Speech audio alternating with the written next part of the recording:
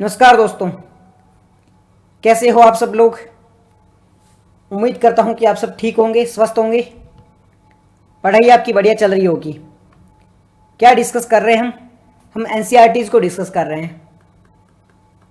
NCERT में हमने geography की एनसीईआरटी डिस्कस कर रहे हैं, पॉलिटी की और हिस्ट्री की। पॉलिटी और ज्योग्राफी की नेक्स्ट क्लासेस होने वाली है। अभी हम बात कर रहे हैं हिस्ट्री के बारे में। तो हिस्ट्री की एनसीईआरटी डिस्कस कर रहे हैं। चैप्टर कौन सा है? 5वां चैप्टर है। क्लास कौन सी है? 6th क्लास है, 6ठी क्लास है। चैप्टर है वो 5वां है। इसके बारे में हम डिस्कस कर रहे हैं। तो चलो डिस्कशन है वो स्टार्ट करते हैं।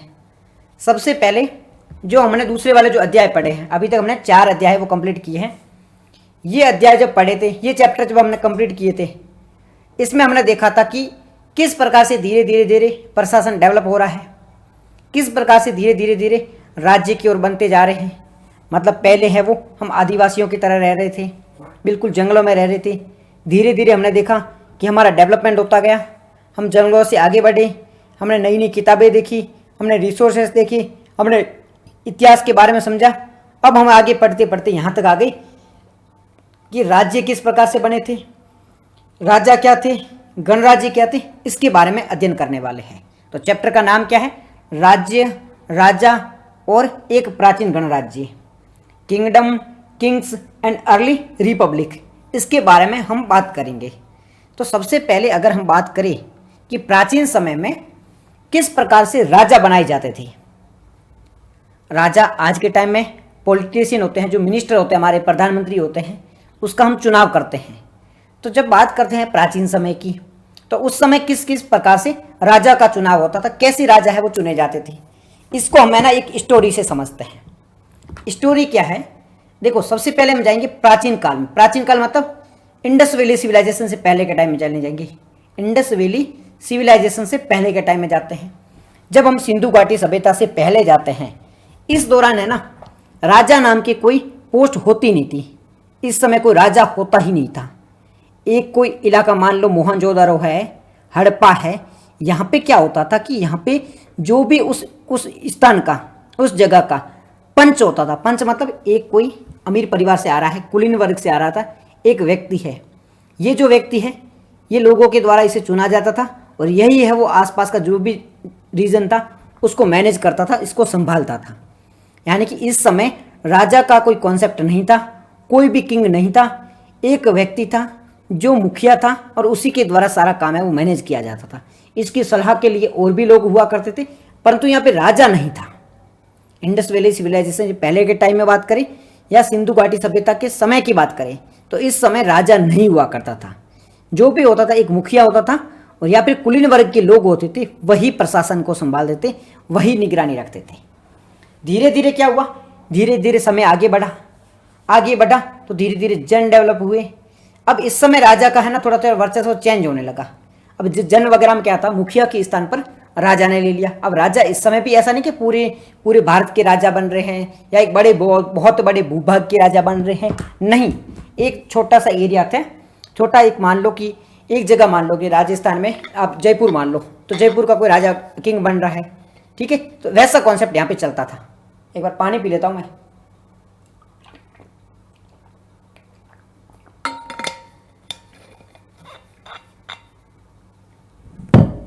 तो मान लो जयपुर है, जयपुर का कोई राजा बन रहा है, जोधपुर का कोई राजा बन रहा है, तो ऐसी छोटी छोटी जगह थी, उसको कोई मैनेज करने का काम करता था। कब की बात कर रहे हैं? जन की बात करते। तो जन एक छोटा सा एरिया हुआ करता था, उसका वर्चस्व उसी स्थान तक सीमित था। तो इस दौरान जो राजा है उसका चुनाव नहीं होता था। पहले राजा का चुनाव होता था, मतलब कुछ लोगों को राजा बनाया जाता था, पर इस दौरान ये चीज़ है वो उसमें अंतर देखने को मिला। अब क्या होता था, अब धीरे धीरे राजाओं का है ना, राजा बनने के लिए बड़े बड़े यज्ञ किए जाने लगे। अब यज्ञ कैसे होते थे? यज्ञ अलग अलग प्रकार के होते थे, जैसे कि अश्वमेध यज्ञ। अब अश्वमेध यज्ञ में क्या होता था, एक घोड़ा होता था। जैसे कि आपको पता है, भगवान श्री रामचंद्र जी ने एक अपना घोड़ा था, उसको खुला छोड़ दिया। अब खुला छोड़ के ये तय किया कि ये जहाँ जहाँ भगवान रामचंद्र जी यानी कि अयोध्या का राज है, वहाँ वहाँ इस घोड़े को कोई रोकेगा नहीं। इसी प्रकार से इस दौरान में जब जन बन रहे थे ना, हम बात कर रहे हैं जन की, जनपद की बात नहीं कर रहे हैं हम, यहाँ पे जन की बात कर रहे हैं। ये जन है ना, छोटा एरिया है। जनपद काफी बड़ा हुआ करता था और उससे बड़ा होता था महाजनपद। तो जन की बात कर रहे हैं। तो जन में अब जो राजा है वो क्या अश्वमेध यज्ञ करवाता था, अपने घोड़े को छोड़ देता था, मतलब अपना जो घोड़ा था उसको खुला छोड़ देता था और पीछे पीछे सेना चलती थी। अगर कोई घोड़े को रोकता था तो उन दोनों के मध्य युद्ध होता था और जो जीतता था वो एरिया उसी का माना जाता था। तो इसी प्रकार के यज्ञ किए जाते थे जिसे हम अश्वमेध यज्ञ कहते हैं। तो इस समय राजा बनाने के लिए अश्वमेध यज्ञ किए जाते थे और इसी के माध्यम से राजा का चुनाव किया जाता था। राजा के लिए कोई वैसे वोटिंग राइट नहीं था, कोई वोट करके राजा को इलेक्ट नहीं किया जाता था। राजा है वो कैसे बनते थे, राजा बनाने के लिए इस समय यज्ञ किए जाते थे। इतना पॉइंट क्लियर है।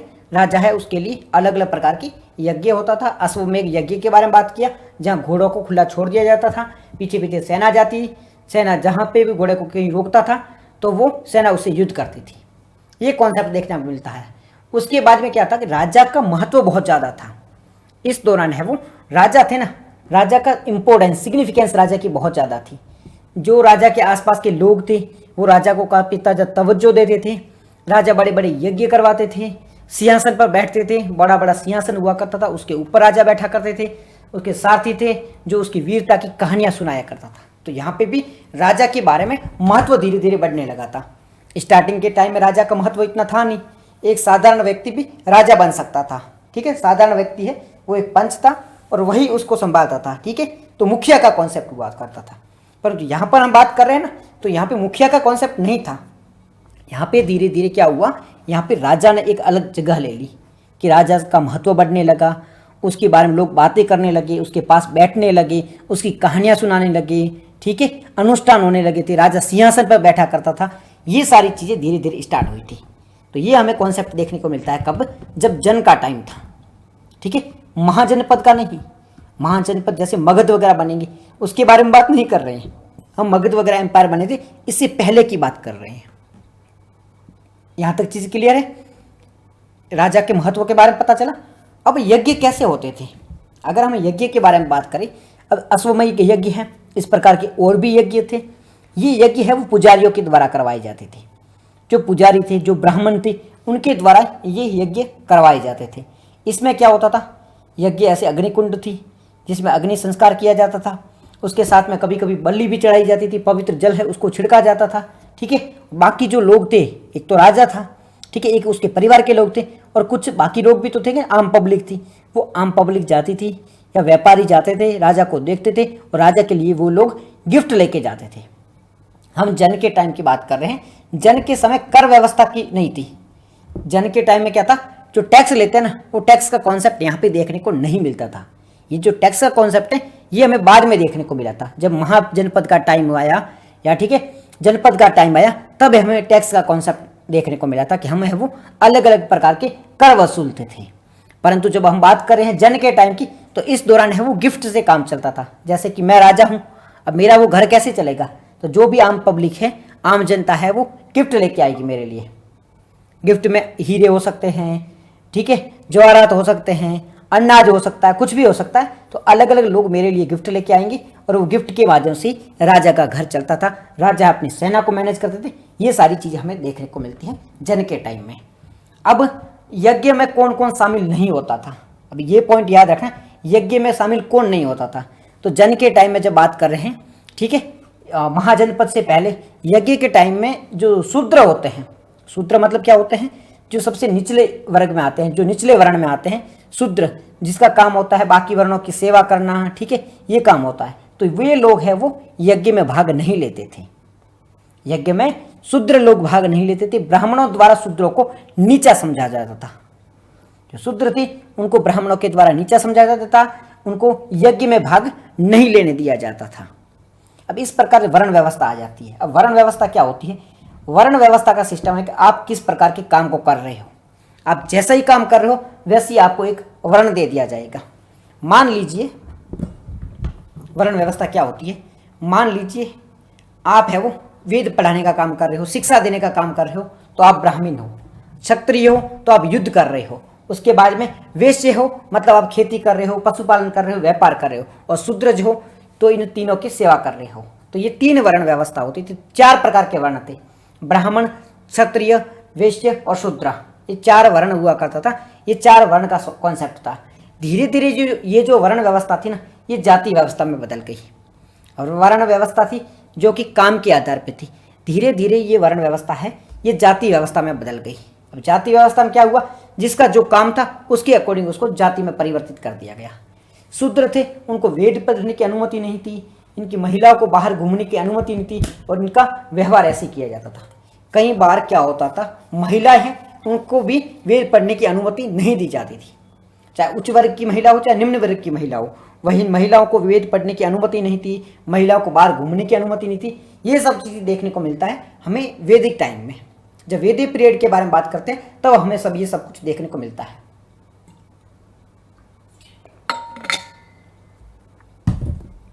यहां तक समझ में आ गया वर्ण व्यवस्था क्या है, राजा का चुनाव किस प्रकार से होता था, अश्वमेध यज्ञ क्या था। यहां तक कोई दिक्कत नहीं है ना, आसानी से समझ आए, बिल्कुल ऐसा कोई लॉजिक नहीं है, बिल्कुल आसान चीज़ है, ठीक है। रॉकेट साइंस इसमें कुछ है नहीं। अब ये जो वर्ण व्यवस्था है, अब इसमें क्या होता था, जो राजा है उसका बेटा ही राजा बनेगा। धीरे धीरे क्या हुई, वर्ण व्यवस्था स्टार्ट होगी, और वर्ण व्यवस्था से क्या हुआ, जो राजा है उसका बेटा ही राजा बनेगा, फिर उसका बेटा राजा बनेगा।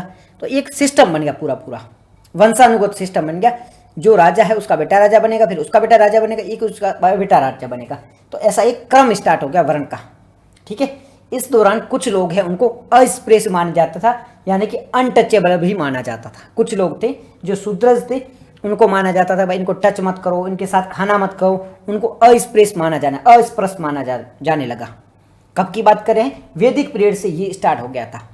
जब आप वैदिक पीरियड से पहले जाओगे, जब वैदिक काल से पहले जाओगे, तब आपको ये सारी चीज़ें देखने को नहीं मिलेगी। सिंधु घाटी सभ्यता का जो टाइम था, इंडस वैली सिविलाइजेशन का, इस दौरान ये वर्ण व्यवस्था नहीं थी, अनटचेबिलिटी का कॉन्सेप्ट नहीं था, यानी कि अस्पृश्यता का कॉन्सेप्ट नहीं था।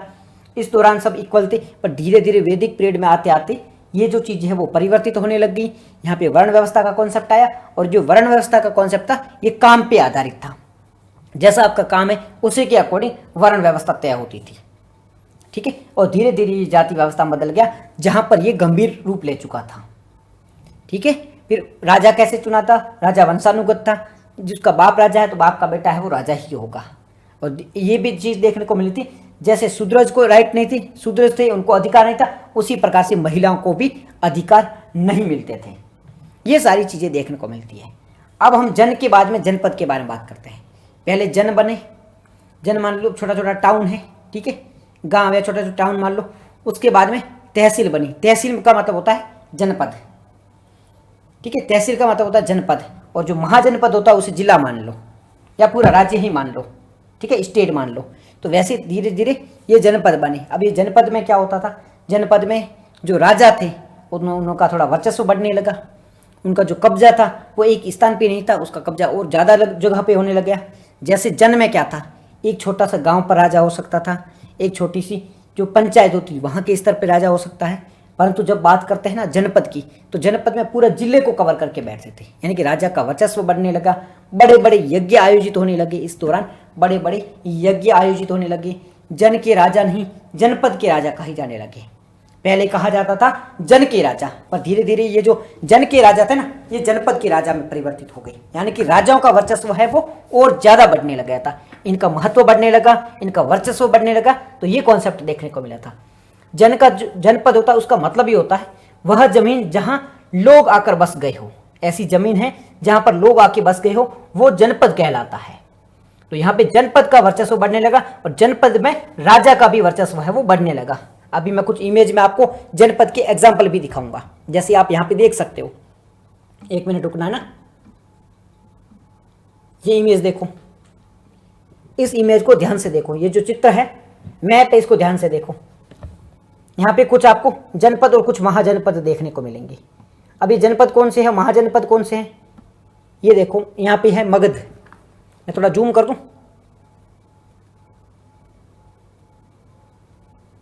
ये देखो मगध दिख रहा होगा आपको। मैं एक बार पेन ले जाता हूँ यहाँ पे, ये है मगध। कहाँ है इसकी पेन,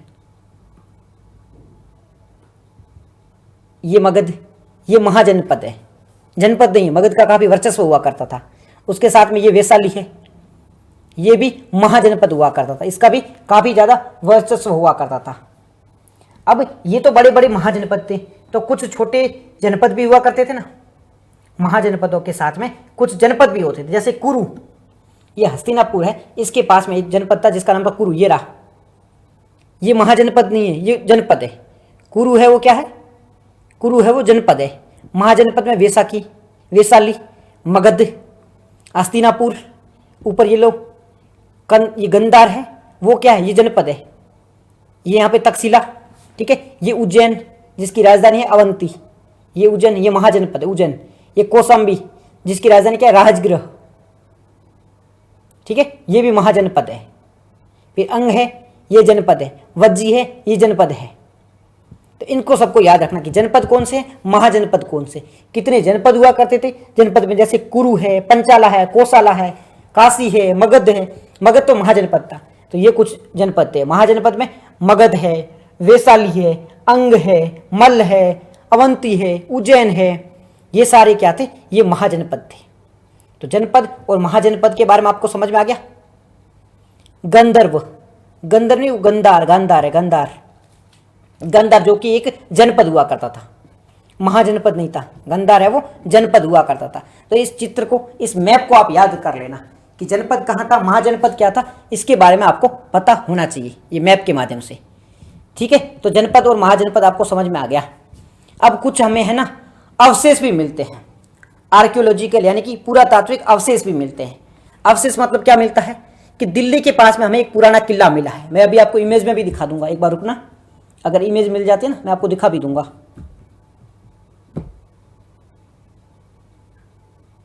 ये देखो, अब ये जो दीवार है ना, ये किसी किले की दीवार है। इस इमेज को ध्यान से देखो, ये किसी किले की दीवार है, बड़ी ऊंची दीवारें हैं। तो ये जो जनपद हुआ करते थे उसके चारों ओर ऐसी बड़ी बड़ी दीवारें हुआ करती थी। जैसे कि मगध है, मगध के चारों ओर ऐसी बड़ी बड़ी दीवारें होती थी। अब ये दीवारें क्यों होती थी, ये दीवारें इसी वजह से होती थी ताकि कोई भी अगर अटैक करे, ताकि कोई भी इन लोगों पर अटैक करे तो ये अपने आप को प्रोटेक्ट कर सके। इस वजह से ऐसी दीवारें भी देखने को मिलती है, ठीक है। तो ये जो है ना राजा, इनके चारों ओर जो राज है, बड़े बड़े जनपद है, बड़े बड़े महाजनपद है, इनके चारों ओर किलेबंदी भी की जानी थी। तो किलेबंदी की शुरुआत कब से हुई थी, महाजनपदों के आसपास में किलेबंदी की शुरुआत है वो हो जाती है। जब महाजनपदों की शुरुआत हुई थी, मगध की शुरुआत हुई थी, तो इस दौरान है वो किलेबंदी की भी शुरुआत हो जाती है। हमें एग्जाम्पल कहाँ कहाँ मिलता है, पुरानी दिल्ली के किले से मिलता है, हस्तिनापुर से मिलता है, एक है अंतरजी खेड़ा, यहाँ जो उत्तर प्रदेश में, यहाँ पर भी खुदाई से किले वगैरह की दीवारें मिली है, इसकी भी हमें अवशेष मिल जाते हैं। इस समय जो आम पब्लिक है वो कहाँ रहती थी, इस समय आम पब्लिक है वो झोपड़ियों में रहा करती थी। कब की बात कर रहे हैं हम, जनपद महाजनपद के टाइम की बात कर रहे हैं। तो इस समय जो आम पब्लिक थी वो कहाँ रहती थी, झोपड़ियों में रहा करती थी। उनके पास में पैसे इतने थे नहीं, आम पब्लिक थी वो झोपड़ियों में रहा करती थी। इनके पास में क्या था, अपना खर्चा कैसे चलाते थे, अपना जीवन यापन कैसे करते थे, तो ये पशुपालन करते थे, खेती किया करते थे, जानवर को पाला करते थे, इसी के माध्यम से अपना जीवन यापन करते थे। इनके पास में जीवन यापन के लिए कोई बड़ा संसाधन नहीं थे। ऐसा नहीं कि बड़े बहुत बड़े बिजनेसमैन थे, व्यापार करते थे, नहीं, छोटा मोटा व्यापार करते थे। इटावा नहीं है सर, एटा में है, इटावा नहीं, इटावा मैंने कुछ बोला भी नहीं है, इटावा मैंने कुछ नहीं बोला है, इटावा क्या बोला है, ठीक है। लोग पशु जानवर वगैरह पाला करते थे। अब बात करते हैं इस दौरान कौन कौन सी फसलें उगाई जाती है, इस दौरान कौन कौन सी फसलें है वो उगाई जाती है। जैसे कि चावल है, गेहूं है, जौ है, अंतरजी खेड़ा,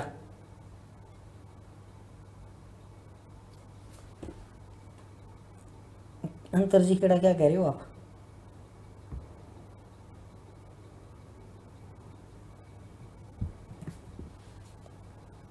क्या कहना चाह रहे हो अंतरजी खेड़ा, मैं समझा नहीं।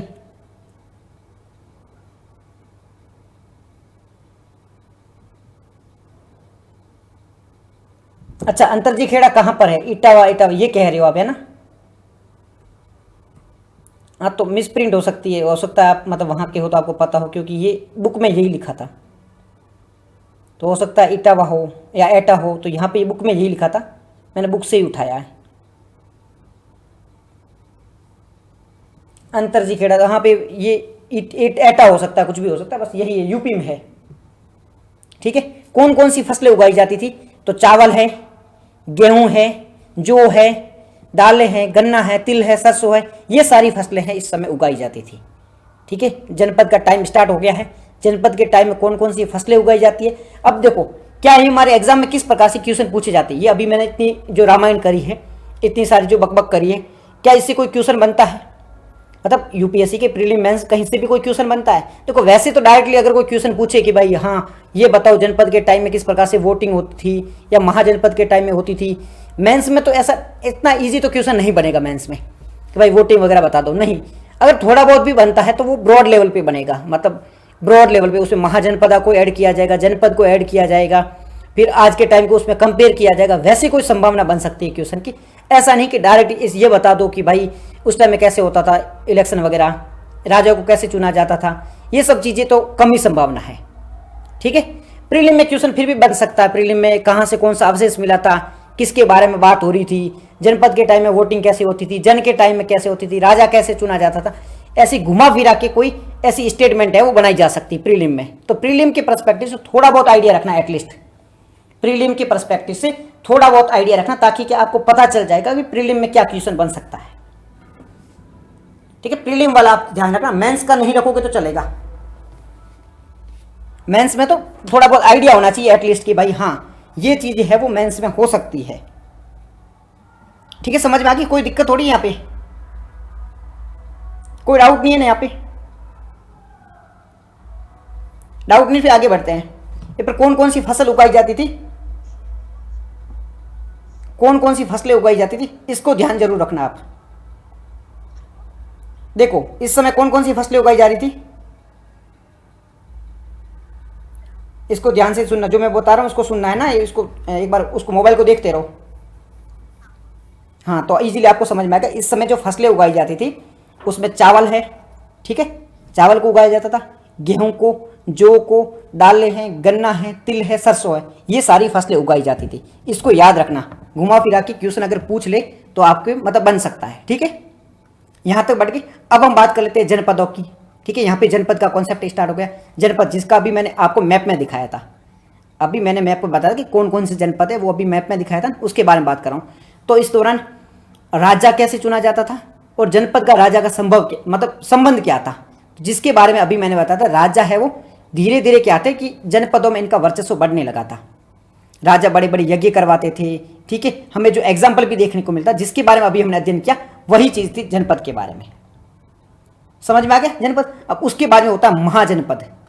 जनपद के बाद क्या स्टार्ट होता है? महाजनपद। जैसे पहले जन, ठीक है, उसके बाद में जनपद, उसके बाद में महाजनपद। अब इसको आप कैसे समझोगे? आप मान लो आप किसी जगह रह रहे हो, तो पहले तहसील होगी, तहसील क्या होती है? जन, फिर आगे आपका जिला, जिला क्या हो गया? जनपद, उसके बाद में आ गया राज्य, राज्य हो गया आपका महाजनपद, राज्य क्या होगा? महाजनपद हो गया। तो इस तरीके से ही चलता है, पहले छोटे स्तर पे जन, जन बड़ा होकर जनपद बना, जनपद बड़ा होकर महाजनपद बन गया। और महाजनपद काल की जो शुरुआत हुई थी वो कब हुई थी? 2500 के आसपास में शुरुआत हो जाती है। महाजनपद की शुरुआत 2500 के आसपास हो जाती है, थोड़ा पहले मान लो या थोड़ा बाद में, इसके आसपास मान लो, एग्जैक्ट नंबर याद नहीं रहेगा तो चलेगा, थोड़ा आइडिया होना चाहिए कि महाजनपद का जो समय था वो 2500 साल के आसपास हो गया था। इंडस वैली सिविलाइजेशन का पीरियड एंड होता है। उसके बाद में आर्य काल, जो हम बात करते हैं वैदिक काल का प्रारंभ होता है।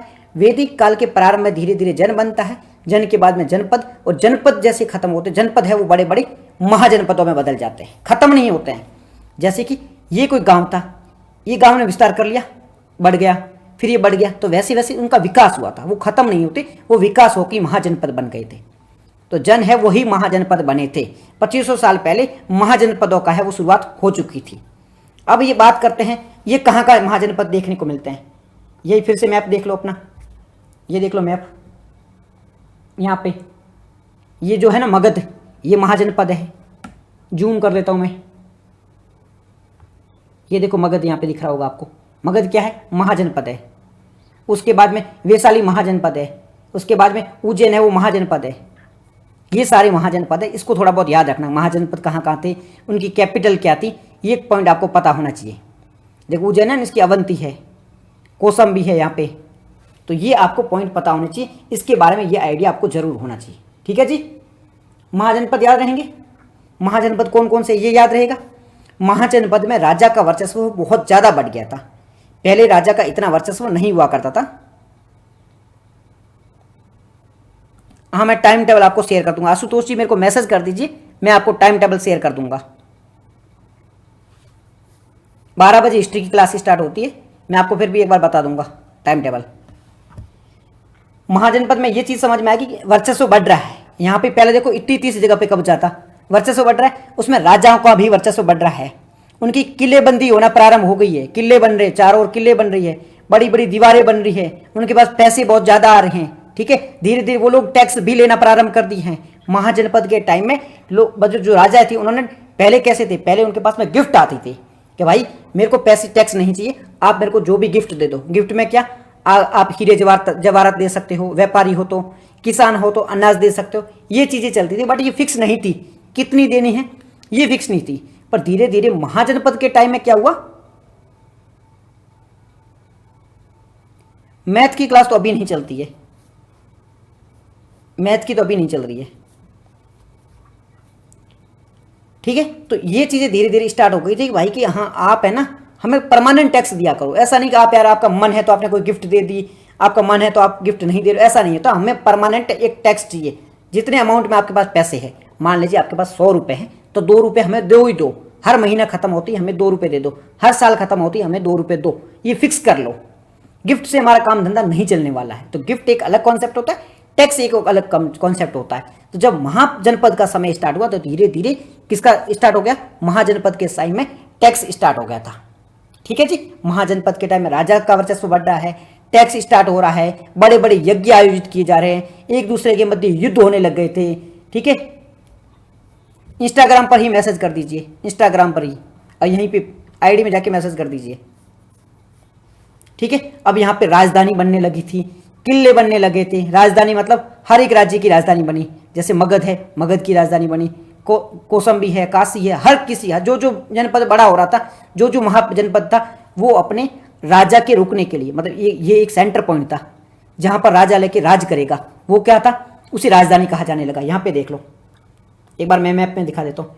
ये वैशाली है, ये मगध है, ठीक है, ये कौसंबी है, उज्जैन है, तो ये अवंती है। तो जो जो महाजनपद बन रहा है उसके सेंटर में, एक सेंटर मतलब एक फिक्स जगह होती थी जहां पर राजा रहता था और जहां से आसपास पे वो कब्जा करके रखता था, जहां से वो अपना पूरा राज चलाता था, वो राजधानी थी। तो धीरे धीरे राजधानियां बनने लगी, जहां पे राजा रहता था वहां पे किले बनाए जाने लगे। किले क्यों बनते थे, किले इसीलिए बनते थे कि राजा है वो अपने आप को सिक्योर महसूस करवा सके। ठीक है, समझ में आ रहा है, राजा है वो अपने आप को सिक्योर रख सके, इस वजह से किले बंदी भी की जाने लगी, जिसे हम फोर्टिफिकेशन कहते हैं। तो अगर आपको पूछे कि फोर्टिफिकेशन यानी कि किलेबंदी की शुरुआत कब से हुई थी, तो महाजनपद के टाइम से धीरे धीरे है वो किलेबंदी की शुरुआत हो रही है। और किलेबंदी कैसे होती थी, ईंटों की होती थी, पत्थरों की होती थी, लकड़ियों की होती थी, इस प्रकार की किलेबंदी भी होती थी। ठीक है जी, और किले क्यों बनाए जाते थे, राजा अपनी सुरक्षा के लिए किले बनाता था, शक्ति और धन प्रदर्शन के लिए। भाई राजा के पास में बहुत पैसे हैं तो लोगों को लगना भी चाहिए। आज भी हम बनाते हैं ना, कोठी बंगले बनाते हैं, आज भी आपने देखा होगा कि जिनके पास पैसे होते हैं वो बड़े बड़े मकान बनाते हैं, बिल्डिंग बनाते हैं, कोठी बनाते हैं, बंगले बनाते हैं। तो क्यों बनाते हैं, भाई मेरे पास में पैसे हैं, मैं शो ऑफ करूंगा, मेरे पास में पैसे हैं, मैं दिखावा करूंगा। तो पहले भी यही तो था। साथ ही साथ में उनकी सुरक्षा हो जाती थी, बिल्कुल सेफ्टी से रहते थे, किल्लाबंदी होती थी, तो कोई इन पर अटैक नहीं कर सकता था। चारों दीवारी है, पूरी तरह से ऊपर रह रहे हैं, तो कोई इन पर मन चाहे तब अटैक नहीं कर सकता था। ठीक है, लोग अपने जमीन पर नियंत्रण रखने के लिए, ये भाई राजा है, इसकी ये जमीन है, तो किले में बैठा बैठा इस पे पूरे पे नियंत्रण बना के रखता था। इस वजह से किलेबंदी भी प्रारंभ हुई थी। तो किलेबंदी प्रारंभ हुई थी, दीवारें बनी थी, ये मैंने आपको दिखाया था इमेज में, ये देखो यहाँ पे दीवार बन रही है, ये देखो ऐसी दीवारें भी बनने लगी थी इस समय में। इस प्रकार की किलेबंदी के लिए दीवारें भी बनने लगी थी। इन दीवारों से क्या होता था, ये किले की दीवार है, मैं इसको जूम आउट कर देता हूँ, आप समझ देख लो। ये किला है, उसके चारों ओर ये दीवार बनी हुई, बड़ी बड़ी ईंटों की दीवारें बनती थी, ताकि कोई भी आके ऊपर चढ़ के इनको मार न दे। इसलिए सेफ्टी के पर्पज से ये बड़ी बड़ी दीवारें भी बनाने लग गए थे।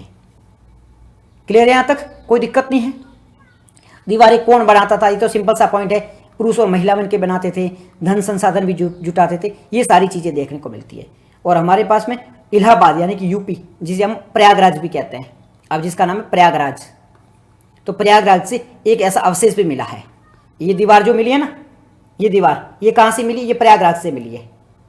ये दीवार कहाँ से मिली है? ये जो अवशेष मिला है ये प्रयागराज से मिला है। इसको ध्यान से देखो, ये प्रयागराज से मिला है। प्रयागराज कहाँ पर है? यूपी में है। उससे ये खुदाई में प्राप्त हुआ है। तो इसीलिए कहा जाता है कि बड़ी बड़ी दीवारें हुई थी जिनके अभी हमें अवशेष देखने को मिलते हैं। समझ आ रहा है ना? आसानी से समझ, कोई दिक्कत थोड़ी आ रही है। समझ आ रहा है ना सारी चीज़ मैं क्या बता रहा हूँ कि दीवारें क्यों बनती थी, इनका कारण क्या है, बस वो कॉन्सेप्ट समझना है। फैक्चुअल इन्फॉर्मेशन इसमें बहुत कम है, कॉन्सेप्ट समझो बस, सिंपल सी बात है ना। फिर राजा है वो इस पहले देखो, जन की बात करूं, जनपद की बात करूं, राजा के पास में स्थायी सेना है वो नहीं होती थी। राजा के पास में स्थायी सेना है वो नहीं होती थी। स्थायी सेना क्यों नहीं थी? राजा को जब भी जरूरत पड़ती थी, मान लो ये राजा है, इसकी किसी दूसरे राजा से लड़ाई हुई, अब क्या होता था, ये अपने सैनिक को बोलेगा भाई तू लोगों को तैयार कर, फिर ये लोगों को जाके पैसे देगा, लोगों को बोलेगा भाई दूसरे लोगों ने अटैक किया है, आप आ जाओ अपनी सेना लेके, फिर ये 10-15 लोगों को लेके आ गया और फिर अटैक किया। आजकल जैसे हम जो गुंडे वगैरह नहीं होते उनको हायर करते हैं, गुंडे वगैरह को कुछ लोग हायर करते हैं भाई किसी भी अटैक करने के लिए, वैसा ही कॉन्सेप्ट होता था इस समय भी। मान लो कि गुंडों को हायर करते थे किसी और पे अटैक करने के लिए। पर धीरे धीरे महाजनपद का टाइम आया ना, तो राजाओं को महसूस हुआ हम है ना, जब हमें ज़रूरत पड़ती है तब हम गुंडों को हायर करते हैं, सेना को हायर करते हैं, क्यों नहीं हम अपने पास ही एक सेना रखें जिनको हम ट्रेनिंग दें, जिनको हम परमानेंट पैसे दें, और जब भी हमें ज़रूरत पड़ेगी तब ही हमारे पास तैयार रहेंगे। क्योंकि देखो अस्थायी सेना होगी तो वो पैसे आपने दे दिए हैं, ट्रेनिंग उनके पास में है नहीं, आज काम कर रहे हैं, 2 दिन बाद में वो अपने आप जगह चले गई, फिर अचानक आप पर किसी ने अटैक कर दिया तो आप उसका जवाब ही नहीं दे पाओगे। आप खुद सोच के देखो, भारत के पास में अगर अपनी खुद की सेना नहीं होती तो भारत अपने आप टिक ही नहीं पाता ना। इसीलिए परमानेंट इनके पास में सेना होती है, परमानेंट। अगर कोई तुरंत अटैक करेगा तो ये तुरंत कार्रवाई दे देते। तो ये महाजनपद के समय से ही स्थायी सेना यानी कि परमानेंट आर्मी रखना इन्होंने स्टार्ट कर दिया। और जो सैनिक थे उनको रेगुलर वेतन देते थे, जैसे ही 1 महीना कंप्लीट हुआ भाई तेरे पैसे पकड़ और जाके मौज कर, तो इनको रेगुलर वेतन दिया जाने लगा। कब से? महाजनपद के टाइम से। उनको पैसे कैसे देते थे? पैसे अलग अलग माध्यमों से देते थे। किसी को हीरे जवाहरात दे दिया जाता था, किसी को पंच चिन्हित सिक्के। पंच चिन्हित सिक्के क्या होते हैं? सिक्के होते इस प्रकार के, उनको चिन्हित किया जाता था। तो इस प्रकार के पंच चिन्हित सिक्के हैं वो भी उनको दिए जाते थे, इसके माध्यम से भुगतान किया जाता था। ठीक है, ये पॉइंट याद है। फिर ये बार बार एनसीईआरटी में एक वर्ड आता है पेंटेड ग्रेवेयर। अभी पेंटेड ग्रेवेयर क्या होता है? पेंटेड ग्रेवेयर का मतलब होता है एक बर्तन है, उस बर्तन को कलर किया जाता है, अलग अलग तरीके का पेंट किया जाता है, जिसमें अलग अलग चित्र बनाए जाते हैं। तो ये जो चित्र बनाए जाते हैं इसे कहा जाता है पेंटेड ग्रेवेयर।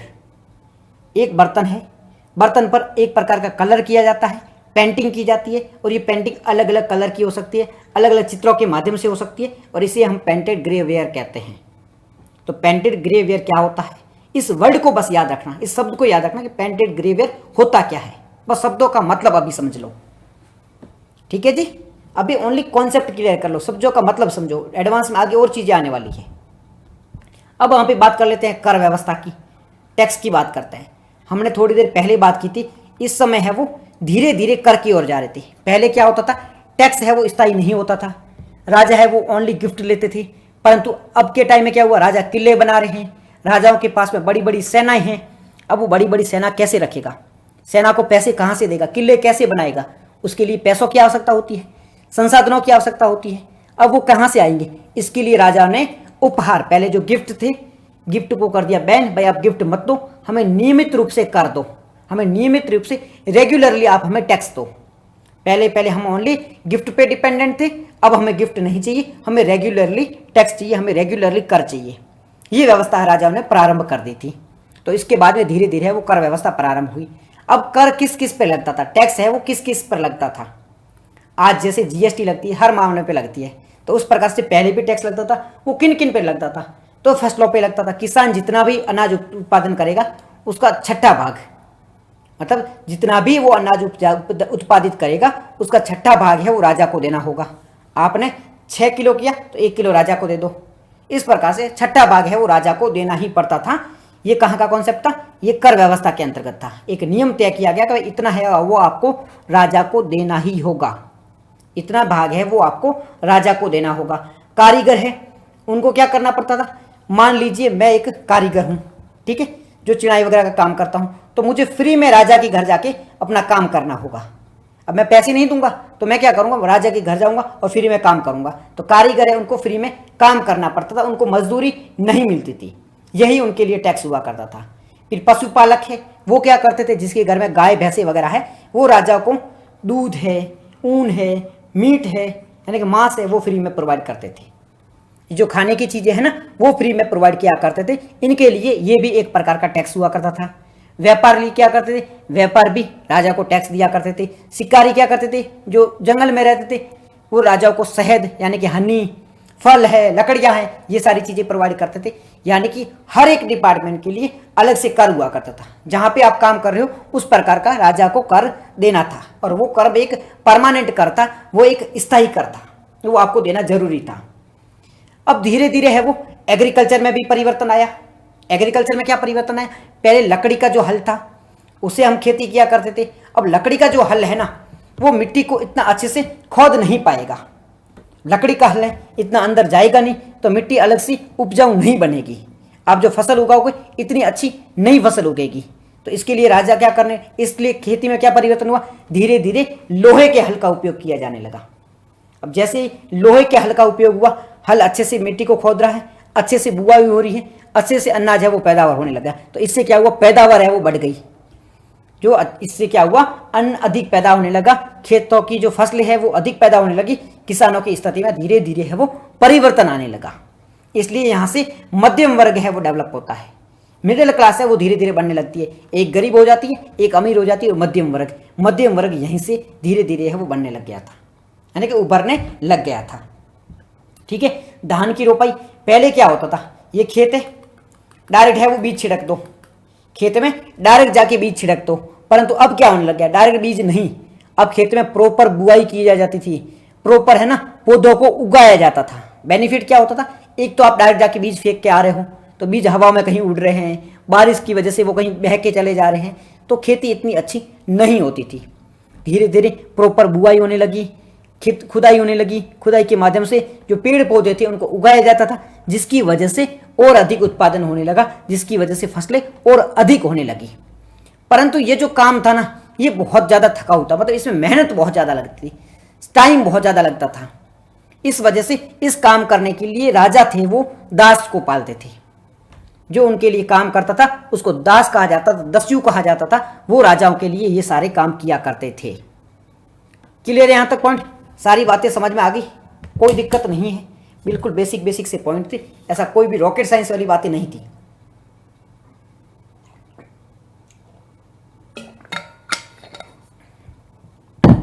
ओके, अब आ जाते हैं मोस्ट इंपॉर्टेंट किंगडम। कौन सा? मगध के बारे में पढ़ना स्टार्ट करते थे। मगध कहां पर है? कोई बता सकता है मगध कहां पर है? मगध जो राजवंश है या मगध महाजनपद है वो कहां पर है? कोई बता सकता है? क्योंकि अब हम बात करेंगे मगध के बारे में। मगध के बारे में सबसे पहले बात करते हैं। मगध की 2 राजधानियां थी, मगध की 2 कैपिटल हुआ करती थी, 2 राजधानियां थी। कौन कौन सी थी? पहली थी राजगृह, बाद में क्या बनी? पाटलिपुत्र। मगध की 2 राजधानी थी, पहली कौन सी थी? राजगृह, दूसरी कौन सी थी? पाटलिपुत्र। मगध कहां पर है? मगध है वो बिहार में है, आज का जो बिहार है वहां पर मगध है। अब मगध इतना जो एम्पायर है, मगध साम्राज्य है, वो इतना प्रसिद्ध कैसे हो गया, इतना मजबूत कैसे हो गया, इतना ताकतवर कैसे बन गया? क्योंकि ये भी तो एक जन था, जन से जनपद बना, जनपद से महाजनपद बना, परंतु इतना ताकतवर कैसे बन गया, इतना स्ट्रांग कैसे बन गया? अब इसके पीछे कुछ कारण थे। कारण क्या था? वहां की ज्योग्राफी। कोई भी किंगडम है वो मजबूत होगा, उसके लिए ज्योग्राफी है वो बहुत महत्वपूर्ण भूमिका निभाएगी। अब आप कहोगे ज्योग्राफी किस प्रकार से महत्वपूर्ण भूमिका निभाएगी? मैं एग्जांपल देके आपको बताता हूं। मान लो ये पूरा एक देश है, अब राजा है ना यहां पर बैठा है, राजा ने यहां पर अपना राज स्थापित किया है। अब क्या है राजा में? यहाँ पे पानी की व्यवस्था है, यानी कि नदियाँ बह रही है, जिससे अगर आपको एक स्थान से दूसरे स्थान जाना है तो आप नाव करके जा सकते हो, नौका करके जा सकते हो। अब यहाँ से रूट अच्छे अच्छे हैं, व्यापारिक रूट अच्छे अच्छे, तो आप व्यापार भी अच्छा होगा। ठीक है, यहाँ पे उस टाइम की बात करते हैं, आज के टाइम में अलग कॉन्सेप्ट होता है, उस टाइम में अलग कॉन्सेप्ट होता है। तो यहाँ पे जंगल थे तो हाथी मिल जाते थे, यानी कि मगध जिस जगह पर है, एक तो वहाँ पे नदियाँ थी, कौन कौन सी थी? गंगा, जो यमुना नदी के साथ में आके आती है, तो गंगा जैसी यहाँ पर नदी थी। ठीक है, गंगा नदी होने से यहाँ पे जो जमीन थी वो काफ़ी ज़्यादा उपजाऊ हुआ करती थी। जमीन उपजाऊ थी तो यहाँ की जो खेती है वो अच्छी हुआ करती थी, फसलें अच्छी होती थी, तो लोगों के पास में पैसे थे और गिफ्ट थी, तो लोग अपना जो पैसे वगैरह थे वो कहाँ जाके देते थे? वो राजा को देते थे। राजा के पास में ज़्यादा धन आता था तो राजा उसका उपयोग है वो सेना में करते थे, तो सैनिक बहुत ज़्यादा हुआ करते थे राजा के पास में। एक तो पैसे बहुत ज़्यादा है क्योंकि उपजाऊ भूमि है, उपजाऊ भूमि है तो फसलें ज़्यादा हो रही है, फसलें ज़्यादा हो रही है तो राजा के पास में पैसे बहुत ज़्यादा आ रहे हैं, राजा का पैसे बहुत ज़्यादा आ रहे हैं तो वो अपनी सेना है वो और बड़ी रखेगा, परमानेंट सेना रहेगा। पहला फ़ायदा ये है। दूसरा फ़ायदा है यहाँ पे जंगल हुआ करता था, जंगल होने की वजह से हाथी वगैरह है वो इनको मिल जाते थे। अब हाथी का उपयोग है वो सेना में करते थे। आज के टाइम में हाथी को इतना इंपॉर्टेंस नहीं दिया जाता है, मध्यकालीन भारत में भी हाथी का इतना इंपॉर्टेंस नहीं था, परंतु प्राचीन भारत में हाथी का बहुत बड़ा उपयोग था, क्योंकि अगर इन पे कोई अटैक होता था, मगध वालों के पास में हाथी थे, हाथी पे चढ़ के सामने वाले पे अटैक करा, अब वो एक पैदल आ रहा है, सामने वाला हाथी पे बैठा है, तो वर्चस्व तो उसी के पास होगा। मान लीजिए आप पैदल किसी से युद्ध करने जा रहे हो और सामने वाला बैठा है हाथी पे, ये हाथी उस पर बैठा बैठा आप पर अटैक कर रहा है, आपके लिए तो पॉसिबल ही नहीं है उस तक पहुंचना, पर वो तो आपको मार डालेगा। तो इसकी वजह से हाथी का वर्चस्व है वो बहुत ज़्यादा हुआ करता था। इसी वजह से मगध इतना स्ट्रांग क्यों बना? क्योंकि इनके पास में आवागमन, ट्रांसपोर्टेशन की व्यवस्था थी, पानी की ऊपर आपूर्ति थी, यानी वाटर सप्लाई है वो अच्छा हुआ करता था, साथ ही साथ में जमीन है वो उपजाऊ हुआ करती थी, फर्टाइल है वो सॉइल हुआ करती थी, जंगल बहुत बड़े थे जिसकी वजह से हाथी है, लकड़ी है, ये अवेलेबल हो जाते थे, साथ ही साथ में लोहे की खानें थी जिसकी वजह से यहाँ से हथियार है वो मिल गए थे। अब झारखंड है, छत्तीसगढ़ है, वो यहीं पे थे, तो लोहे की खानें थी, लोहे की खानें होने की वजह से इनके पास में जो हथियार थे वो लोहे के थे, जो काफ़ी इनके लिए बहुत बड़ी चीज़ मानी गई थी। तो मगध का एम्पायर इतना बड़ा क्यों था, इतना महत्वपूर्ण क्यों था, इतना लार्ज स्तर पे क्यों था, इतना वर्चस्व क्यों था इसका? क्योंकि इसके पास में कुछ ऐसी चीज़ें थी जो इसके वर्चस्व को बनाए रखती थी। ठीक है जी, समझ में आ गया यहाँ तक? कोई दिक्कत नहीं है। अब हम बात करते हैं मगध के प्रसिद्ध शासकों के बारे में। मगध पे है ना अलग अलग राजवंशों का राज रहा है, मगध पर अलग अलग जो राजवंश है उनका राज रहा है। जैसे कि किन किन राजवंशों का राज रहा है? जैसे कि आपने सुना होगा मौर्य वंश के बारे में, आप सबको पता है मौर्य वंश के बारे में, आप सबने सुना है, ऑलमोस्ट सबने मौर्य वंश के बारे में सुना है। इससे पहले सबसे पहले मगध वंश पर किसका राज हुआ करता था? तो सबसे पहले जो मगध वंश पे राज था वो होता बृहद्रथ वंश, बृहद्रथ वंश, बृहद्रथ वंश इसका राज था। इसके बाद में कौन सा वंश था? इसके बाद में था हर्यक वंश, इसके बाद में मगध पर हर्यक वंश का राज था। हर्यक के बाद में कौन सा वंश था? हर्यक के बाद में नाग वंश था, नाग के बाद में नंद वंश आया, नंद के बाद में मौर्य वंश आया। तो ये कुछ महत्वपूर्ण वंश है जिन्होंने मगध पर शासन किया था। तो ये जो बृहद्रथ वंश था इसका वर्चस्व तो इतना ज़्यादा रहा नहीं था, कुछ समय के लिए रहा था। उसके बाद में आता है हर्यक वंश। हर्यक वंश में कुछ महत्वपूर्ण राजा आते थे। हर्यक जो वंश था इस दौरान कुछ महत्वपूर्ण राजा आए थे। कौन कौन से? जैसे कि बिंबासुर, अजित शत्रु, ठीक है, अजात शत्रु, ये कुछ महत्वपूर्ण राजा हुआ करते थे। कौन से थे? बिंबासुर, बिंबासुर, अजात शत्रु, ये कुछ महत्वपूर्ण किंग थे। इन्होंने मगध के एम्पायर को और बड़े लेवल पे लेके गए थे, मगध के एम्पायर का और विस्तार किया था। तो ये जो हर्यक वंश था इन्होंने मगध के एम्पायर का यानी मगध के शासन का बड़े स्तर पर विस्तार किया था। इन्होंने आसपास के जो छोटे छोटे शासन थे, छोटे छोटे जो जन थे, उन पर अटैक किया और उन पर कब्जा कर लिया। आसपास के छोटे छोटों पर अटैक किया, जो भी जन छोटे छोटे थे उन पर ये जो हर्यक वंश था इन्होंने अटैक किया और उस पर कब्जा कर लिया। इसके बाद में हर्यक के बाद में कौन सा वंश आता है? हर्यक के बाद में नाग वंश आता है और नाग के बाद में आता है नंद वंश, ठीक है, घनानंद था वो नंद वंश के था, ठीक है, और उसी के बाद में आता है मौर्य वंश। तो नंद वंश को खत्म करके मौर्य वंश आता है। मौर्य में बनते हैं चंद्रगुप्त मौर्य, और चंद्रगुप्त मौर्य ने ही मगध वंश का है मगध का है वो एम्पायर का विस्तार किया था। चंद्रगुप्त मौर्य के टाइम में ही मगध जो एम्पायर है वो बहुत बड़े लेवल पर फैल गया था, इधर नॉर्थ ईस्ट में जाने लग गया था, इधर अफगानिस्तान तक चला गया था वो चंद्रगुप्त मौर्य के टाइम में। ठीक है, फिर चंद्रगुप्त मौर्य के साथ में बिंदुसार आया, तो बिंदुसार के बाद में आता अशोका, और ग्रेट अशोका ने तो पूरे भारत पर है वो वर्चस्व स्थापित कर दिया था, यहाँ तक कि श्रीलंका पर, यहाँ तक भी जापान, चाइना, यहाँ तक इसका वर्चस्व है वो स्थापित कर दिया था सम्राट अशोक ने। तो मगध वंश है उसमें कुछ राजा भी इतने इंपॉर्टेंट आए थे जिन्होंने मगध वंश को और विस्तारित करने में महत्वपूर्ण भूमिका निभाई थी। तो मगध वंश के बारे में कुछ इन्फॉर्मेशन यहाँ पे दी हुई है, बहुत ज़्यादा इन्फॉर्मेशन है नहीं एनसीईआरटी में, बट कुछ दी हुई वो आपको याद रखना चाहिए। ठीक है, बाद में डिटेल में हम और भी पढ़ेंगे जब एडवांस क्लासेस में जाएंगे। ठीक है, एडवांस रिसोर्सेज पढ़ेंगे तब उसमें मगध वंश के बारे में और भी चीज़ें पढ़ेंगे। अजातशत्रु पे अलग से टॉपिक है, ठीक है, मौर्य वंश पे अलग से 2-4 टॉपिक है, तो उन सब के बारे में हम डिटेल से पढ़ेंगे। नेक्स्ट यहाँ पे टॉपिक है अलेक्जेंडर का भारत आना। अब अलेक्जेंडर भारत कब आता है? जब मौर्य आने वाले होते हैं, उससे पहले नंद का शासन होता है। इस टाइम जो अलेक्जेंडर यानी कि सिकंदर, वो कहाँ से, यूनान से होते हुए भारत पर अटैक करता है। धीरे धीरे बीच में अफगानिस्तान से होता होता होता वो भारत के यहाँ पे पहुँचता है। एक बार मैं मैप से समझाता हूँ आपको। ये मैप है, आप देख लो। अब ये अफगानिस्तान से होता होता धीरे धीरे धीरे भारत पर यहाँ आके अटैक करता है, झेलम नदी पर। भारत पर उस टाइम में किसका शासन था? यहाँ पे नंदवंश बैठा है, ठीक है, यहाँ पे बैठा है पोरस, यहाँ पे कौन बैठा है? पोरस बैठा है। तो पोरस और सिकंदर के मध्य युद्ध था, पोरस और सिकंदर के मध्य भयंकर युद्ध हुआ। अब इस दौरान क्या था, सिकंदर जो है ना वो ऑलरेडी लड़ता लड़ता आ रहा है। कहाँ से लड़ता आ रहा है? सिकंदर को पाकिस्तान में, जहाँ आज का पाकिस्तान है, वहाँ पर इसको दिक्कत देखने को मिली क्योंकि कई राजाओं ने सिकंदर का विरोध किया। पहले ये अफ्रीका में गया था, यूनान में कहा था, तब तो सिकंदर का किसी ने विरोध किया नहीं क्योंकि वहाँ के जो राजा थे वो कमज़ोर थे, तो उन्होंने सिकंदर के आगे आत्मसमर्पण कर दिया। परंतु सिकंदर की जैसी एंट्री एशिया में हुई, एशिया में भी, साउथ एशिया में हुई, पाकिस्तान अफगानिस्तान में हुई, तब सिकंदर को यहाँ पे विरोध झेलना पड़ा। तो जैसे ही वो पाकिस्तान में एंट्री करता है, कई राजाओं के द्वारा उसका विरोध किया जाता है, उससे सिकंदर युद्ध करता है, उनको हराता है और उनकी ज़मीन पर कब्जा कर लेता है। वैसे सिकंदर अफगानिस्तान में जाता है और वहाँ पे अटैक करके भी उन पर कब्जा कर लेता है। जब जैसे ही ये सिकंदर पहुँचता है, कहाँ पर? सिकंदर पहुँचता है झेलम नदी के किनारे। कहाँ पर? झेलम नदी। सिकंदर जब झेलम नदी के किनारे पहुंचा तो उसका सामना होता है किससे? तो उसका सामना होता है पोरस से। पोरस एक मजबूत साम्राज्य था, पोरस एक मजबूत राजा था।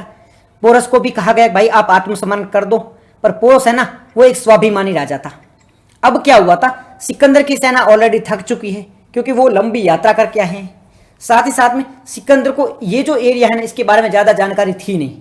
सिकंदर का मानना था मैं धीरे धीरे घूमता हुआ जाऊंगा, एशिया जाऊंगा, एशिया में भारत, भारत के बाद में आएगा चाइना, चाइना के बाद में मैं वापस आ जाऊंगा, इसका मतलब मैं पूरे वर्ल्ड पर है वो कब्जा कर लूंगा।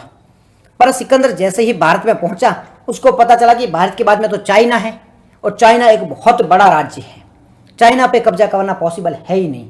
चाइना के बाद में मंगोलिया है, मंगोलिया के बाद में रसिया है, इतना बड़ा है। और सिकंदर को इसके बारे में आइडिया, ना रसिया के बारे में आइडिया था, ना मंगोलिया के बारे में आइडिया था, ना चाइना के बारे में आइडिया था। साथ ही साथ में उसको भारत के बारे में भी इतना पता नहीं था कि भारत इतना स्ट्रांगली उस पर अटैक करेगा। तो यहाँ पर जब सिकंदर आता था तो सिकंदर का युद्ध होता है किसके साथ में? पोरस के साथ में। दोनों के मध्य घमासान युद्ध होता है।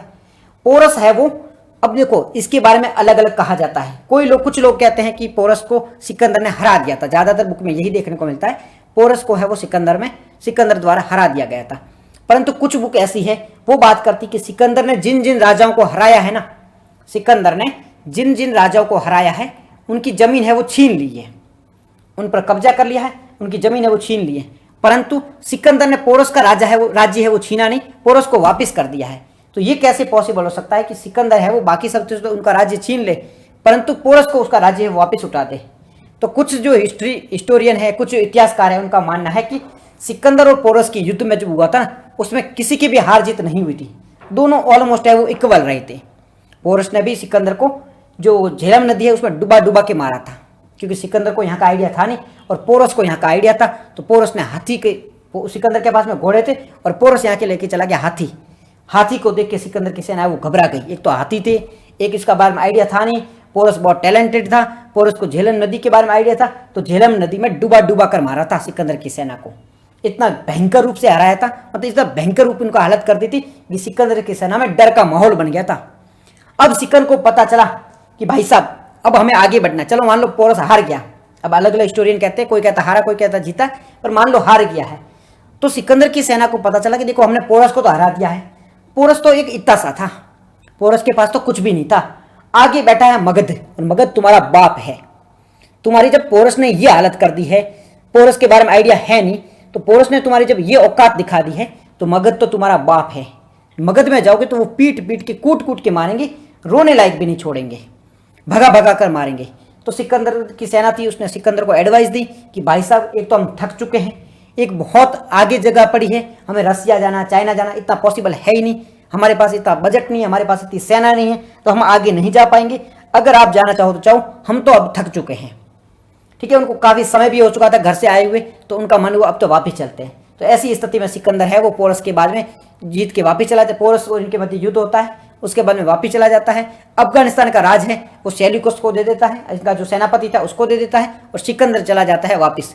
बीच में ही सिकंदर की मृत्यु हो जाती है और सिकंदर का जो टाइम है वो एंड हो जाता है। तो ये थोड़ा बहुत स्टोरी थी सिकंदर और के अटैक के बारे में, क्या क्या इन्फॉर्मेशन है, सिकंदर किस प्रकार से अटैक किया था, ये कुछ इन्फॉर्मेशन इसके बारे में थी।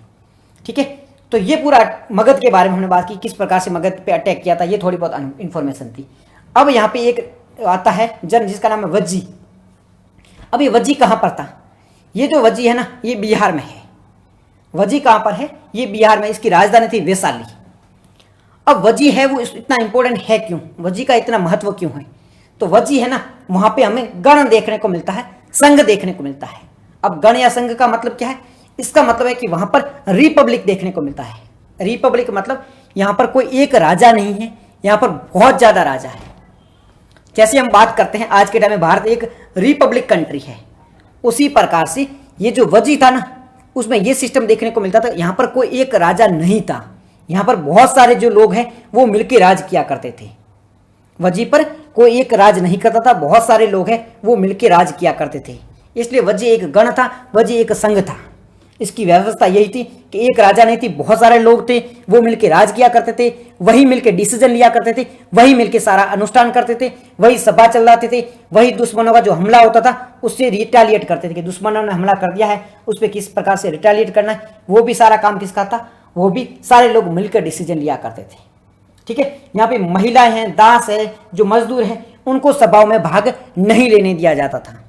हालांकि वजी एक गण था, परंतु यहाँ पे ओनली जो अपर कास्ट होती है, जो ऊपरी वर्ग के लोग हैं, जो कुलीन वर्ग के लोग हैं, उनको ही तवज्जो दिया जाता था, निम्न वर्ग के लोगों को तवज्जो नहीं दिया जाता था।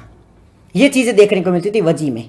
तो वजी भी पूरी तरह से आप कहोगे कि भाई हाँ वजी पूरी तरह से गण था या पूरी तरह से रिपब्लिक था आज के टाइम की तरह। आज देखो कोई भी राष्ट्रपति बन सकता है, प्रधानमंत्री बन सकता है। आप ये व्हाट्सएप पे कर देंगे, कैसे व्हाट्सएप पे क्या चीज करेंगे, नोट्स का कह रहे हो क्या? नोट्स मिल जाएंगे, नोट्स की टेंशन मत करो, मैसेज कर देना, मैं नोट्स भेज दूंगा। ठीक है, तो वजी है वो गण व्यवस्था थी, परंतु आज के टाइम से कंपेयर करो वैसा तो गण व्यवस्था नहीं थी। बट देखो मेंस में कई बार ऐसे क्वेश्चन आते भी हैं कि कहा जाता है कि भाई वजी है, खास करके जिसके पास में हिस्ट्री ऑप्शनल है ना, तो वहां पर ये बहुत डिस्कशन चलता है कि भाई कहा जाता है कि जो गण की शुरुआत है वो, हाँ नोट्स मिल जाएंगे आपको, व्हाट्सएप पे मिल जाएंगे, आप मेरे को मैसेज करो, अभी इंस्टाग्राम में मैसेज करो, मैं भेज दूंगा आपको। कि ऐसा कहा जाता है कि भाई गण की शुरुआत है वो यूनान से हुई थी, एथेंस से हुई थी। भारत में इनके लोग, भारत को जो भारतीय लोग हैं उनको इनके बारे में इंफॉर्मेशन थी नहीं, भारत के लोग हैं वो गण के बारे में नहीं समझते हैं, ऐसा कुछ भी बहुत टॉपिक चलता रहता है, डिस्कशन चलता रहता है। तो आप अपने पॉइंट ऑफ व्यू वहाँ पे देने होते हैं। तो हाँ भारत में गण की व्यवस्था तो थी। वजी जैसे जो गण है ना, ऐसे मत किया करो मैसेज, ये नंबर है ना सिर्फ पब्लिकली मत दिया करो, डिलीट कर दो अपने नंबर, अपने नंबर डिलीट कर दो, ऐसे पब्लिकली नंबर मत दो, मेरे को मैसेज करो और नंबर वहां पे मैं आपको दे दूंगा व्हाट्सएप का लिंक वगैरह। ऐसे पब्लिकली नंबर मत दो, कभी कोई कॉल करके परेशान करेगा स्क्रीनशॉट लेके।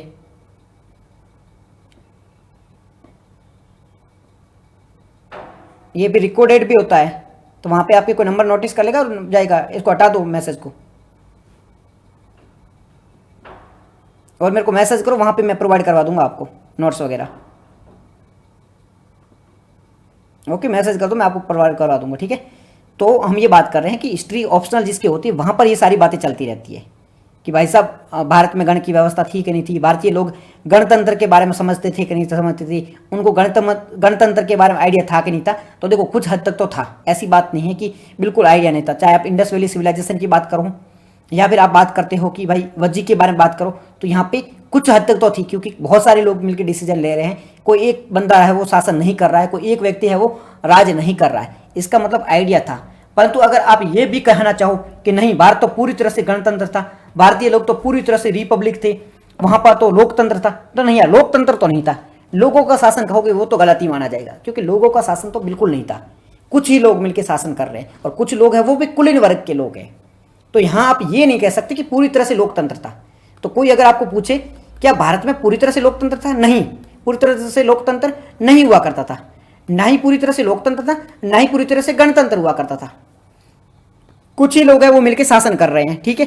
लोगों को सारों के पास में अधिकार भी नहीं है, महिलाओं के पास में अधिकार नहीं है, गुलाम जो दास होते थे उनके पास में अधिकार नहीं है। तो किस प्रकार से कह सकते हो कि यहाँ पे पूरी तरह से भाई की गणतंत्र हुआ था या लोकतंत्र था, ये चीज कहना गलत हो जाएगी। बस इसका मतलब ये भी नहीं है, मैं आगे और चीज बताऊंगा, रुको 2 मिनट, मैं आपको एक और चीज बताता हूं। जैसे कि आगे ये देखो है ना, ये महावीर को बाद में देखते हैं, आप ये चीज देखो कहां गया, एथेंस के, ये देखो एथेंस। अब ये जो ना एथेंस, इसके बारे में भी एक आर्ग्यूमेंट दिया जाता है। मैं आपको आर्ग्यूमेंट समझा दूं, तो आर्ग्यूमेंट क्या है। आर्ग्यूमेंट ये है कि जब हम कहते हैं कि भारत में पूरी तरह से गणतंत्र नहीं था या फिर भारत में प्राचीन समय में पूरी तरह से लोकतंत्र नहीं था, ये बात तो एग्री कर रहे हैं हम, परंतु क्या एथेंस में पूरी तरह से लोकतंत्र था? क्या जो एथेंस है वहां पर पूरी तरह से लोकतंत्र था? तो जी नहीं। एथेंस में जब भारत में लोकतंत्र नहीं था तो एथेंस में भी पूरी तरह से लोकतंत्र नहीं था। अब ये कैसे कह सकते हैं? तो देखो अलग अलग हिस्टोरियन है वो अपने अलग अलग पॉइंट ऑफ व्यू रखते हैं। कुछ हिस्टोरियंस है जो कि वहीं से बिलोंग करते हैं, जैसे कि यूरोपियन है या फिर अमेरिका के कोई हिस्टोरियंस है या फिर ब्रिटेन के कोई हिस्टोरियंस है, उन्होंने जो इतिहास लिखा है वहां पर वो कहते हैं कि जो एथेंस के लोग थे, जो यूनान के लोग थे, वो गणतंत्र थे, वो लोकतंत्र के बारे में जानते थे। परंतु आप एक चीज याद रखना, ये जो एथेंस में लोकतंत्र की आप वो झंडे गाड़ रहे हो या लोकतंत्र के बारे में बड़ी बड़ी बातें कर रहे हो, ठीक है, यहां पे एक चीज नोटिस करो, कितने लोगों को यहां पर वोटिंग राइट दिया जा रहा है जब हम एथेंस के लोकतंत्र के बारे में बात करें। अब मैं ये चीजें क्यों छेड़ रहा हूं, क्योंकि जिसके पास में ऑप्शनल है या जीएस में कोई हिस्ट्री से लिखने वाला है, तो आप चीजें याद रखना, ये चीजें वहां पर काम आएगी। कि अगर कोई कह रहा है कि एथेंस में पूरी तरह से डेमोक्रेसी है, तो वो नहीं है पूरी तरह से डेमोक्रेसी। यहाँ पे महिलाओं को भाग नहीं लिया दिया जाने दिया, महिलाओं को यहाँ पे शामिल नहीं किया जाता था, ठीक है, यहाँ पे महिलाओं को शामिल नहीं किया जाता था। साथ ही साथ में कुछ ही पुरुष थे, ये देखो सभी पुरुष नागरिक माने जाते थे। यानी कि जो एथेंस राज्य था वहां पे केवल पुरुष जो थे ना, वो भी 30 साल के ऊपर के, 30 साल के ऊपर के पुरुष थे, ओनली मेल, उनको ही नागरिक माना जा रहा है, उनको ही सिटीजन माना जा रहा है। तो कोई आपसे ये आर्ग्यूमेंट करता है कि नहीं यार यूरोपियन लोग तो बहुत सभ्य हैं, वो तो प्राचीन समय से सभ्य थे, वो तो यूनान के टाइम में वो तो लोकतंत्र हुआ करता था, वहां पर तो डेमोक्रेसी थी, वहां तो सबके पास में वोटिंग राइट था, वहां तो सभी लोगों को समान स्थिति दी थी। नहीं भाई, ओनली पुरुष है, वो भी कुलीन वर्ग के, उच्च वर्ग के पुरुष है, उनको ही नागरिक बनाया जाता था, उनके पास ही अधिकार थे, वही असेंबली में भाग लेते थे, वही सारे काम करते थे।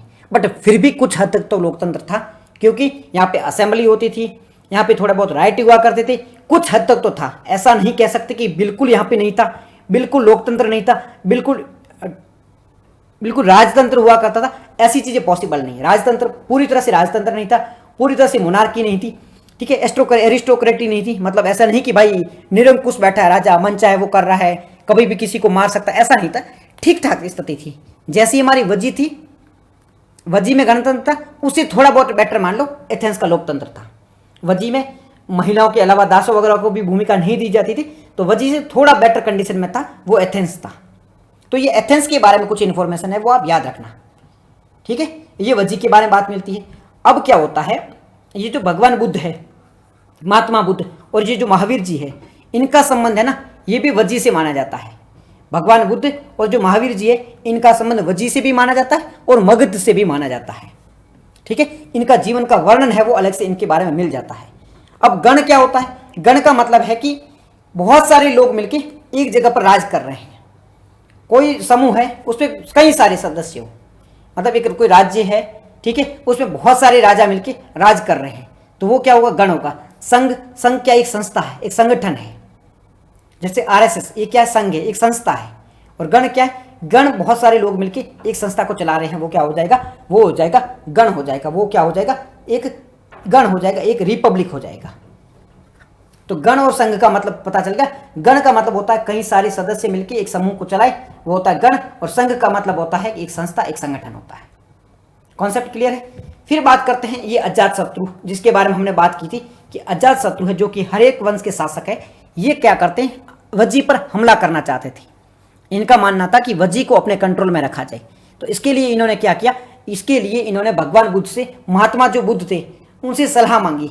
उनसे सलाह ये मांगी कि क्या हमें वज्जी पे अटैक कर देना चाहिए, और अगर वज्जी पे अटैक करते हैं तो हम किस प्रकार से वज्जी पर कब्जा कर सकते हैं।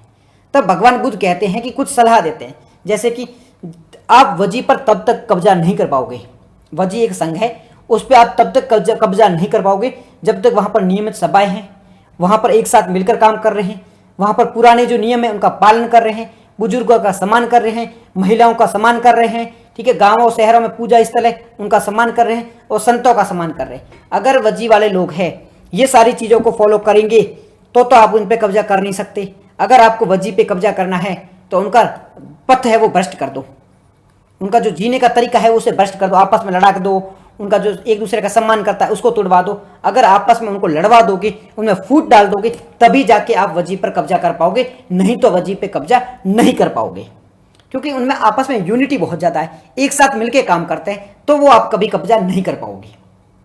ठीक है, वज्जी के बारे में ये इंफॉर्मेशन आप याद रखना, याद रहेगी, कोई दिक्कत नहीं है। अब यहाँ पर पदों का चयन कैसे होता था, जो भी वज्जी में राजा बनता था उसके नाम की लॉटरी निकलती थी, और लॉटरी के बाद में उसका चुनाव होता था, उसके माध्यम से जो गण होता था, हम बात कहाँ की कर रहे हैं, हम गणों की बात कर रहे हैं। गण में क्या होता है, रिपब्लिक होती है जिसमें बहुत सारे राजा होते हैं। तो गण की बात करें तो गण कैसे माना जाता है कि बहुत सारे जो राजा है ना वो अपने नाम की लॉटरी निकलवाते थे, लॉटरी में जिसका भी नंबर आता था वो है वो क्या बन जाता था, वो वहाँ का राजा बन जाता था। सेना भी होती थी इनके पास में, सेना नौसेना के रूप में भी काम करती थी।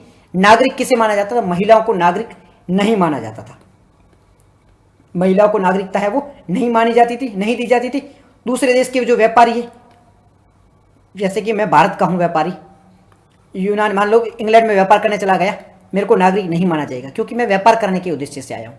इसी प्रकार से उस समय भी गण वगैरह का जो टाइम था उस समय भी दूसरे देश के जो व्यापारी थे उनको नागरिक नहीं माना जाता था, महिलाओं को भी नागरिक नहीं माना जाता था, जो गुलाम थे खेत में काम करते थे उनको भी नागरिक है वो नहीं माना जाता था, क्योंकि नागरिकों के पास में अधिकार हुआ करते थे, इसलिए हर किसी को नागरिकता है वो नहीं मिलती थी। अब कुछ इमेजेस है, ये देख लो, मैं कह रहा था पेंटेड ग्रे, ये इमेज है, पेंटेड ग्रे चित्र है। इस प्रकार के बर्तन वहाँ से मिले हैं। ये महाजनपदों के बारे में हमने अभी बात की थी, ठीक है, ये दीवार मिली है, इसके बारे में कुछ उपयोगी वर्ड है। अब आ जाते हैं क्वेश्चन पे। पहला क्वेश्चन सॉल्व करो, एमसीक्यू सॉल्व करते हैं, आ जाओ भाई, एमसीक्यू करते हैं सॉल्व, कम ऑन, एक्टिव हो जाओ, एक्टिव हो जाओ सारे के सारे। एमसीक्यू सॉल्व करते हैं, सारे ध्यान, अटेंशन प्लीज। पहला क्वेश्चन है, वेद संख्या 4 में सबसे प्राचीन वेद निम्नलिखित में से कौन सा है? उत्तर दीजिए, सबसे प्राचीन वेद कौन सा है? सबसे प्राचीन वेद कौन सा है? बहुत बेसिक क्वेश्चन, अगर ये क्वेश्चन नहीं आता ना फिर तो आईएएस बनने के लायक ही नहीं हो, मतलब आईएएस की तैयारी करो, ये क्वेश्चन तो आना ही चाहिए। प्राचीन वेद कौन सा है, एनीवन?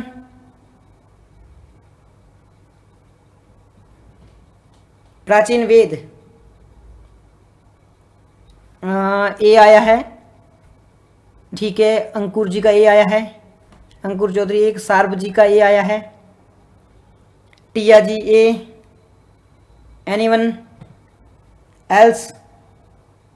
ठीक है, 3 जुड़े ए आया, ठीक है, पहला करेक्ट है, बिल्कुल इजी क्वेश्चन था, आना ही चाहिए सब कोई, ऋग्वेद है। नेक्स्ट क्वेश्चन दूसरा, ऋग्वेद के संदर्भ में निम्नलिखित कथनों पर विचार कीजिए।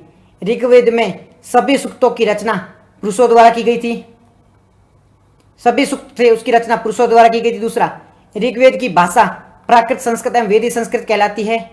ऋग्वेद का उच्चारण है वो श्रवण किया जाता था, नहीं कि उनको पढ़ा जाता था। क्वेश्चन का उत्तर दो, सही आपको बताना है, इसमें से कौन सा सही है वो आपको बताना है। क्या ऋग्वेद की रचना है वो पुरुषों ने की थी?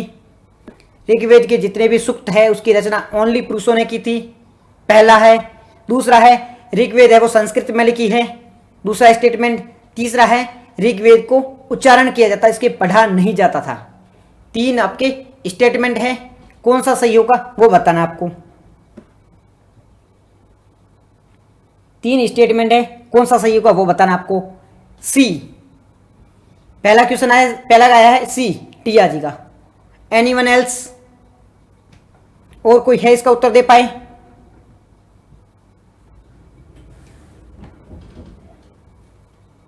Anyone else?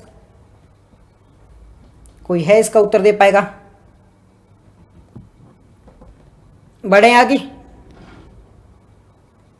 ठीक है जी, इसका उत्तर की बात करते हैं। ऋग्वेद के सभी सूक्तों की रचना पुरुषों द्वारा की गई थी। पहला स्टेटमेंट है वो करेक्ट हो जाता है। तो जहां जहां पहला स्टेटमेंट नहीं है उसको हटा दो, मतलब इसमें पहला नहीं है इसको हटा दो, बाकी तीन हो सकते हैं। दूसरा क्या है, ऋग्वेद की भाषा है वो संस्कृत है। ऋग्वेद की भाषा कौन सी है? संस्कृत है। अब ऋग्वेद की भाषा संस्कृत है, मतलब क्या है? दूसरा सही है। दूसरा कहाँ है? इसमें दूसरा है, इसमें दूसरा है, मतलब ये भी हो गया गलत। ये क्यों गलत हो गया? क्योंकि इसमें पहला नहीं है, इसमें दूसरा नहीं है, इसलिए ये गलत हो गया। अब बच्चे बी और डी। तीसरा स्टेटमेंट क्या कहता है? तीसरा स्टेटमेंट कहता है कि ऋग्वेद का उच्चारण है वो श्रवण किया जाता था, न कि पढ़ा जाता था। ऋग्वेद को पढ़ा नहीं जाता था। क्या ये सही है?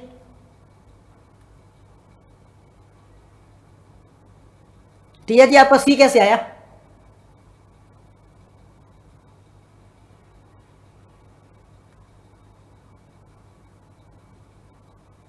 अच्छा, ओनली पुरुषों की बात की गई है, सभी सूक्तों की रचना ओनली पुरुषों द्वारा की गई है, तो ये गलत हो जाएगा पहला। हाँ सही कह रहे हो आप, ओनली पुरुषों द्वारा नहीं, फिर तीन सी ही सही होगा। करेक्ट है, सी सही है, सी सी सी। यहाँ पे ओनली पुरुषों की बात हो रही है, कुछ की रचना महिलाओं द्वारा भी की गई थी। Sorry Tia ji, you are right. C किसका था? सी वाले सही है सारे, क्योंकि यहाँ पे ओनली पुरुषों के बारे में बात हो रही है। सारे पुरुष नहीं थे, कुछ महिलाओं द्वारा भी लिखे गए थे। ऋग्वेद के कुछ सूक्त है वो महिलाओं द्वारा भी लिखे गए थे। तो उत्तर क्या आएगा? सी आएगा यहाँ पे। सी इज करेक्ट है। मैंने एक गलत किया कि मेरे को लगा था कि हाँ ये गलत हो गया, तो सी करेक्ट आएगा। You are right, sorry for that, you are right, right correct है आपका उत्तर, करेक्ट है, सी करेक्ट है। ठीक है जी, नेक्स्ट की ओर चले। नेक्स्ट की ओर आपका करेक्ट है, सी करेक्ट है। ये देखो सी करेक्ट है, आपका उत्तर सही है। नेक्स्ट की ओर चलते हैं। ये है ना, एक मिनट रुकना, मैं उत्तर मिटा देता हूँ। ठीक है, अब देखो कुछ महिलाओं ने भी लिखे थे। जी जी करेक्ट है आपका, करेक्ट है, करेक्ट है, करेक्ट है, right, you are right. Next question है, ऋग्वेद में निम्नलिखित में से कौन सी नदियों का उल्लेख सबसे कम हुआ है? ये हालांकि हमने कल डिस्कस किए थे, फिर से मैं बता रहा हूं, किन नदियों का उल्लेख सबसे कम हुआ है?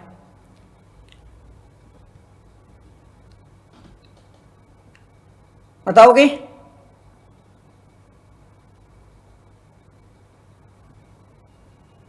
ऋग्वेद में सबसे कम किन नदियों का? हमने कल डिस्कस किया था, फिर भी दोबारा मैं पूछ रहा हूं। ऋग्वेद में सबसे कम किन नदियों का उल्लेख हुआ है?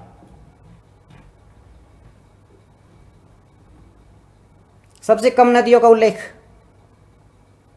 कमेंट करो, टू कमेंट।